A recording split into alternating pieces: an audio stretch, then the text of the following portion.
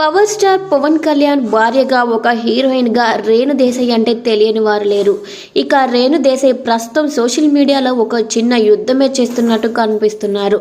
నెట్టింట్లో వచ్చే కామెంట్లకు స్పందిస్తూ ఇక తనపైన వచ్చే నెగిటివ్ కామెంట్స్, తన అస్తిత్వాన్ని ప్రశ్నించే కామెంట్లకు ధీటుగా సమాధానం ఇస్తుంటారు రేణు దేశాయ్.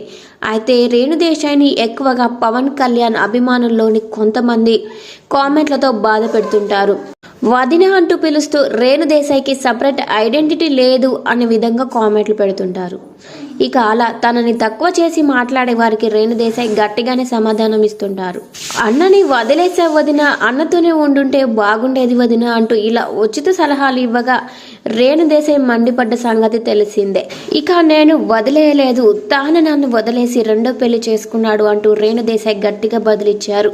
అయితే రేణు దేశాయ్ ఏ పోస్ట్ వేసినా కూడా ఇలాంటి పిచ్చి కామెంట్లు వస్తూనే ఉంటాయి.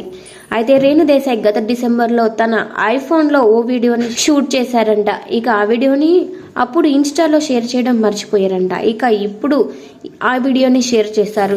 దీనికి ఆమె కామెంట్ చేస్తూ, ఇప్పుడు వీడియోని ఎందుకు షేర్ చేశారు? మీకు మీ ఎక్స్ భర్త గుర్తొచ్చాడా? ఇక మర్చిపోలేదా? మిస్ అవుతున్నారా? మీరు మీ మాజీ భర్త దగ్గరకు వెళ్ళండి అంటూ ఇలా ఎవరైనా ఉచిత సలహాలు ఇస్తూ కామెంట్లు పెడితే డిలీట్ చేసి బ్లాక్లో పెడతాను అంటూ వార్నింగ్ ఇచ్చారు Renu Desai. Thanks for watching.